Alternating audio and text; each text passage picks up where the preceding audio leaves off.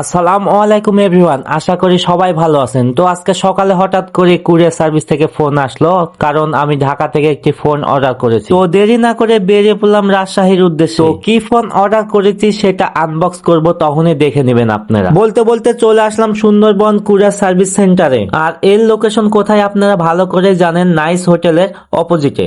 এখন অফিসের ভিতরে গিয়ে সঠিক ইনফরমেশন দিলেই আপনাকে আপনার পার্সেল বুঝিয়ে দিবে। যাই হোক, অবশেষে হাতে আমার পার্সেলটা পেলাম। এখন আমি পার্সেলটি আনবক্সিং করব, আপনারা দেখতে থাকুন।